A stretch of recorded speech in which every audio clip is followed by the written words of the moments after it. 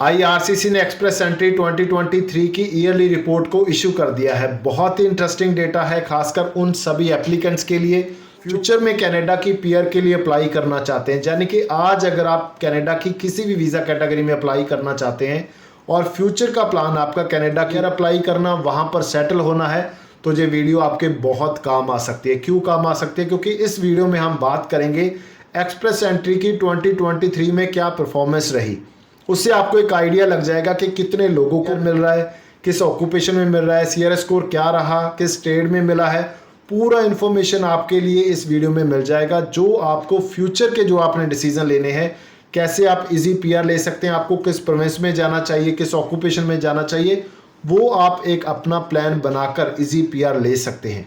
इस वीडियो को शुरू करने से पहले हमेशा की तरह मेरी रिक्वेस्ट रहेगी, अगर आपने हमारे इस यूट्यूब चैनल को सब्सक्राइब नहीं किया तो सब्सक्राइब करें और अपने फ्रेंड सर्कल में जरूर शेयर कर दें, क्योंकि मेरी कोशिश होती है कि आप तक ऐसी अपडेटेड और इन्फॉर्मेटिव वीडियोस हमेशा मैं लेकर आता रहूं।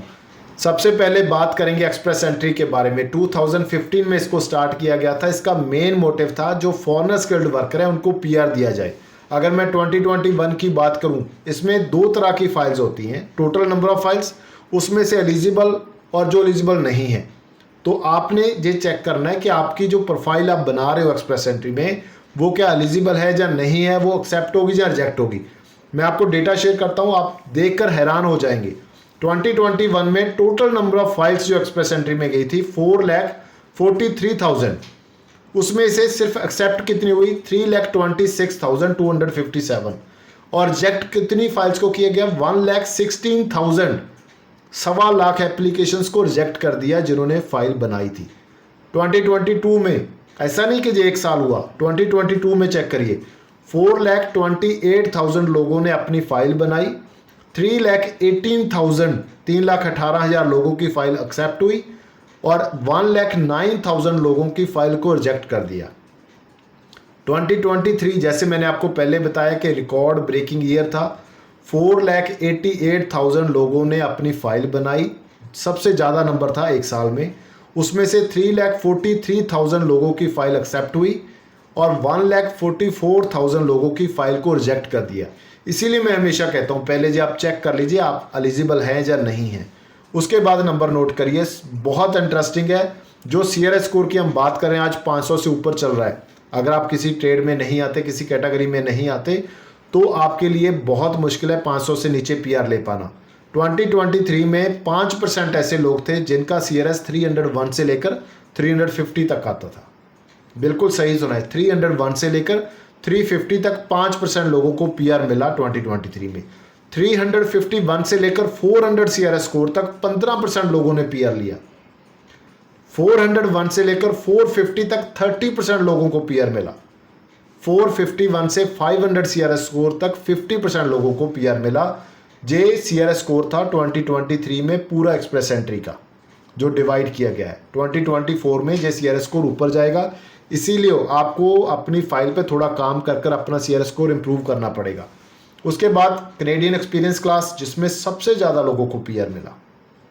और आज मैं बात करूंगा आपके साथ ओंटारियो प्रोविंस वाइज नंबर 1 पे है। अगर प्रोविंस वाइज बात करें, अकेले ओंटारियो ने 2023 में 45%, यानी कि हर 100 लोगों के पीछे 45 लोगों को सिर्फ ओंटारियो ने पीआर दिया। जो लोग बार बार आपको बोल रहे हैं कि अगर पीआर लेना है ओंटारियो से बाहर चले जाइए, पहले चेक कर लीजिए आपके लिए ओंटारियो अच्छा है या कोई और province. British Columbia second number पे है 22% के साथ। अल्बर्टा 18% के साथ थर्ड नंबर पे है। अगर मैं दो प्रोविंस की बात करूं, ओंटारियो और ब्रिटिश कोलंबिया, 67% लोगों को पीआर दिया और बाकी के सभी प्रोविंस ने 33% को।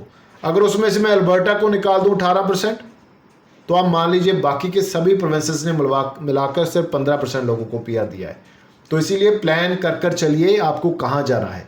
अभी ऑक्यूपेशन चेक कर लीजिए, सॉफ्टवेयर इंजीनियरिंग एंड डिज़ाइनर्स 7,200 लोगों को पीआर मिला। सॉफ्टवेयर डेवलपर एंड प्रोग्रामर 5,000 लोगों को पीआर मिला। फूड सर्विस सुपरवाइज़र 3,000 लोगों को पीआर मिला। इंफॉर्मेशन सिस्टम स्पेशलिस्ट 3,000 मान लीजिए 2,900 है। एडमिनिस्ट्रेटिव असिस्टेंट्स लोगों को 2,500।